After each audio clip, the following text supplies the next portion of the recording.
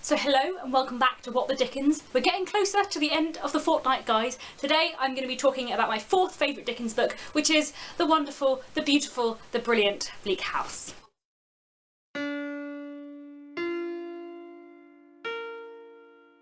Chapter 1. In Chancery, London.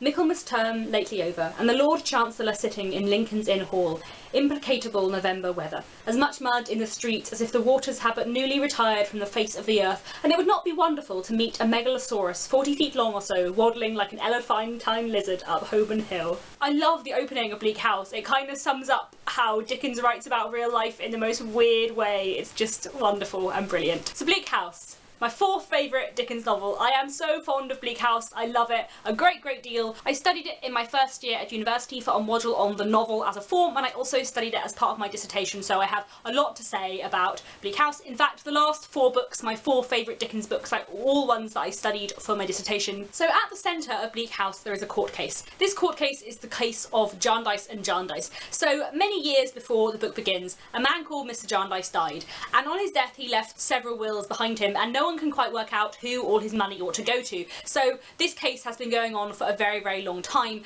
and the book Bleak House is kind of about all the people that get caught up in that case, Jarndyce and Jarndyce. So we have a man called Mr. John Jarndyce, who is a descendant of the Jarndyces, who is set to inherit, but he doesn't really like the case. He has seen that expectation, that possible hope of wealth in people's future really ruin the lives of a lot of his family members, so he tries to stay out of it as much as possible. But at the beginning of the book he does foster or adopt two individuals that are caught up in the case, and also a third who is not. So Mr. Jarndyce at the beginning of the book sort of takes under his wing three young people. Two of these young people, Ada Clare and Richard Carstone, are wards of court. They are orphans and they are expected to profit from the Jarndyce and Jarndyce case if it ever gets sold. They are somewhere between 18 and 21, I believe. I can't precisely remember, but Mr. Jarndyce takes them under his wing to kind of help bring them into the world. And because Mr. Jarndyce is a single man living in a large house and he is about to adopt a young man and a young woman, it seems only proper for him to also adopt another young woman. He adopts a woman called Esther Summerson, who is a young woman who he has kind of been sponsoring and paying for since her childhood, and she comes with Ada Clare and Richard Carstone to live with Mr. Jarndyce at Bleak House. Now, half the book of Bleak House is told in third person present tense, and the other half of the book is told from the perspective of Esther Summerson, this young woman who has been adopted by John Jarndyce. Esther has been brought up by her godmother, who has told her over and over again that her mother was a terrible woman, that Esther is going to pay for the sins of her mother, and that sort of thing. Esther from this effectively works out that she is probably illegitimate, that her mother probably bore her out of wedlock, and this does really affect Esther, especially in her self-confidence, as she has had quite a tricky life, but she does find a sort of home with Mr. Jarndyce, with Ada and Richard, and Esther's own narrative is much more kind of personal and emotional than the present tense chapters. As well as those four very central characters back in Bleak House, we have a lot of other drama going on in this brilliant novel. It is very long, very complicated. There are a lot of plots weaving in and out of each other in the way that I love and that Dickens does so well. All these people who are somehow linked up to other people in just a brilliant way. A lot of the characters in Bleak House are in some way connected to the Jarndyce and Jarndyce case. So we have Sir Leicester Dedlock and his wife Lady Dedlock. Lady Dedlock is distantly related to the Jarndyce and Jarndyce case and might profit from it. We also have Mr. Tulkinghorn, Lady Dedlock's lawyer, who is a harsh, cruel, fascinating character who is done so well, and we have several other characters who are kind of surrounding the Jarndyce and Jarndyce case. So, things I love about Bleak House. There are a lot. I think it is brilliant. Although it is my fourth favourite, not like my favourite, I think it is one of Dickens's most impressive novels in terms of what he does with the novel as a form. I love that it is a dual narrative, half in first person, half in third. I think it's brilliant, and it really creates this kind of opposition of voices throughout the book, especially with regards to the Jarndyce and Jarndyce case, because we have this quite detached third person present tense narrator who is occasionally a bit more engaged and comments on the action, but a lot of the time kind of just reports things. And then we have Esther's much more emotional narrative. That aspect of the book for me is done really well. I also think the plot of Bleak House is just fabulous. Like, having this really long, complicated lawsuit at the centre of all these characters is a really brilliant way to link all these people together, and really creates for the most engaging, fascinating plot. The kind of drama and relationships between the characters in Bleak House are just brilliant. I love Mr. Jarndyce, and I think him and Esther's relationship is developed really interestingly and really well, and for me, I find it incredibly believable. I also think Esther is quite an interesting character. She is a little bit saintly in the way that some of Dickens's early heroines are, but because we get it from her perspective and because of the way she is developed and the lack of faith she has in herself, we do get to see a slightly more complicated figure. And another interesting thing about Esther is that although she is domestic, she works a lot, and all her work is kind of around the house. She effectively becomes the Jarndyce's housekeeper, but for her it is a matter of pride to be working and to be doing something useful. And for Dickens to write about a woman who feels it is really important for her to do something useful and to kind of be doing a duty, even though she is in a way a middle-class woman, that is really interesting for me from a gender perspective. Also, another thing that is very interesting from a gender perspective is that she is the first central Dickensian heroine who is not beautiful.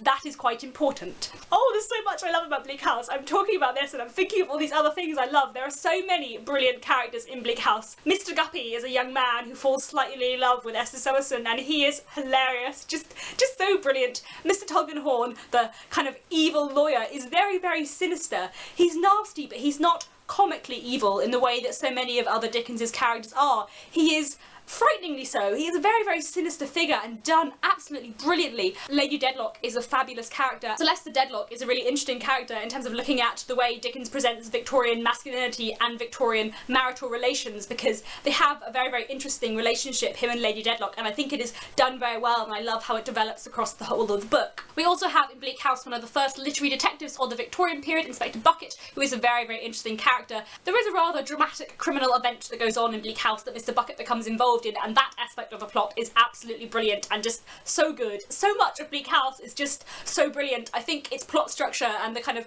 dramatic tension of it is some of the best in all of Dickens. I think also the social criticism in Bleak House is done very, very well. The way Dickens explores themes of poverty and sickness and of the problems that the poor face both in London and in the surrounding countryside is done very, very well. At the same time, the exploration of gender issues in the Victorian period is very, very interesting, both in terms of what Dickens was trying to say about Victorian men and women, and particularly about the Victorian institution of marriage and the idea of the fallen woman and what it might mean to be the child, the offspring of a fallen woman. But also from a historical perspective, some of the things Dickens is talking about in Bleak House with regards to gender are really, really interesting. So we have Richard Carstone, who is a young man who at the beginning of the book has to make a career for himself, because of course when you're a young man that is what you do, and he kind of continually fails to make a proper career for himself. He tries things, he doesn't like it, he tries something else, and that for Dickens is kind of a failure of masculinity. And Ada Clare, who is in a very similar situation to Richard, is not expected to make a career for herself in the same way, of course, because it's the Victorian period, and that kind of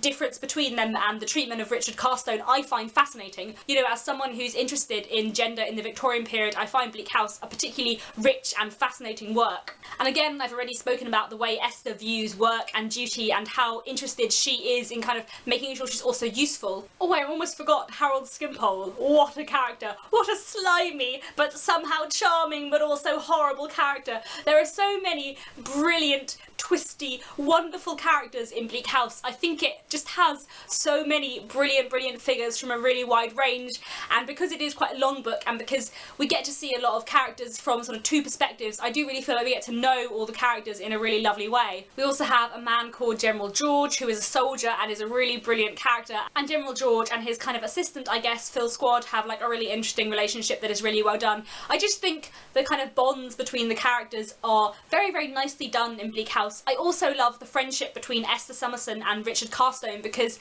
it's not very often in Dickens that you get a really nicely, fully developed platonic friendship between a man and a woman. A lot of the time in Dickens, relationships between men and women are either kind of surrogate parent figures or they are romantic, and often they start out as platonic and turn into romantic, and it's quite nice with Esther Summerson and Richard Carstone that you just have a really strong, tight friendship between a man and a woman in a way that you don't get in much of Dickens. I really, really enjoy that. I think it's a really nice aspect of Bleak House. All in all, I just think Bleak House is such a brilliant, rich novel. The characters are so well done and so linked together in such fascinating ways. A lot of their relationships are really, really well developed. There's so many more characters who I adore in Bleak House that I haven't had a chance to mention here because it is such a full novel. There are a lot of characters in this book, all these people tied together by the law case and tied together through each other in a really clever way. I think the plot is brilliant. There are a lot of twists and turns and unexpected things and a lot of drama in it in just a fabulous way. I think it's one of Dickens's most kind of polished and refined novels, one of his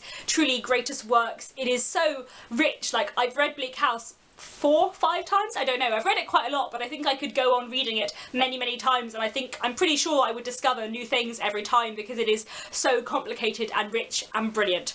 I love it. Now, things I like less about Bleak House, I don't actually have much to say, as you will increasingly find with these last few books. I think Bleak House is so wonderful. There are a few things I find problematic in it, particularly one character called Mrs. Jellyby.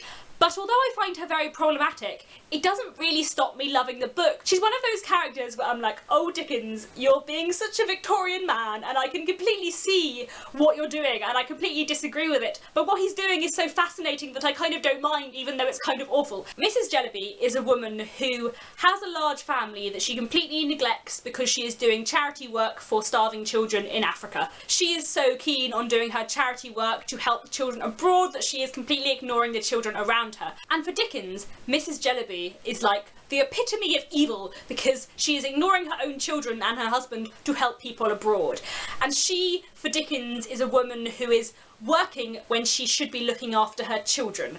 And this is very interesting in terms of Victorian gender. It really grates me because every time I'm reading it I'm like, but she's trying to help people. She's just a bit oblivious. I know she's not very nice to her children, but she's actually trying to do something really worthwhile, actually, isn't she? And maybe she's just really bored in her life. Anyway, that's a whole nother story. I could make like a whole video on Mrs. Jellyby and the problems that she encounters, but Dickens does present Mrs. Jellyby and her desire to work and be occupied rather than do housekeeping as really bad. And it's very significant that the one dream of Mrs. Jellyby's daughter, Caddy Jellyby, is to go on to be a wife and mother. And I really like Caddy Jellyby as a character. I think she's really interesting. I love Prince, her love interest. But Mrs. Jellyby is such a complicated figure because Dickens really demonises and vilifies her for wanting to do something with her life because she's a woman and what she should be doing with her life is being a mother to her children. And yes, she completely neglects her children, but the reasons why she's doing it and the kind of boredom you can see her feeling within the kind of housekeeping duties she's expected to do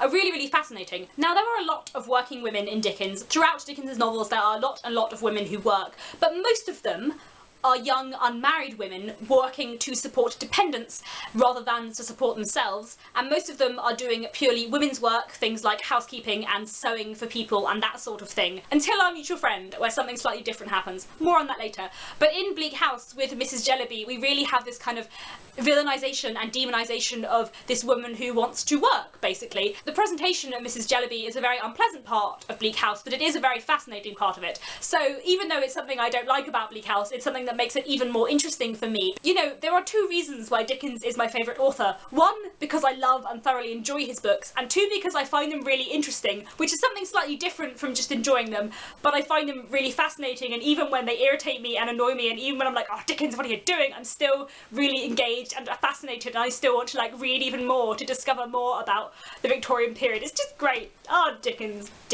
Just before we go, I want to mention one TV adaptation of Bleak House, which is this beautiful mini-series from, I believe, 2005. This mini-series is done in half-hour episodes. I believe it was originally put on the BBC like directly after EastEnders. The idea was to have it in kind of serial short bursts, just as Dickens novels would have originally been published. I think it works brilliantly for Bleak House, especially because Bleak House is such a dramatic book, and this adaptation is wonderful. There are many things that they change, of course. There are several characters they sadly have to miss out. For the most of it, I think things are done really well. Dennis Lawson is brilliant as Mr. Jarndyce. He's absolutely perfect. Anna Maxwell Martin, I think that's her name, as Esther Summerson is wonderful, and Kerry Mulligan as Ada Clare is just beautiful and wonderful and brilliant as always. It is such a strong adaptation, a wonderful cast, done so well. Gillian Anderson as Lady Dedlock is perfect. It's just a brilliant adaptation. All in all, as you can tell, I have quite a lot of love for Bleak House. I think it is brilliant, one of Dickens's most fascinating, rich novels with such a complicated, brilliant plot and some wonderful characters. I love it. I highly recommend it. Maybe not the best place to start with Dickens because it is very complicated, very deep, and maybe one of the most dense Dickens novels, and it has masses of characters, but it is brilliant and I love it, and yeah, highly recommend it. Oh, I'm so looking forward to the next 3 days as well. See you soon. Implicatable? What are your words, Dickens? What are you doing? You're so confusing.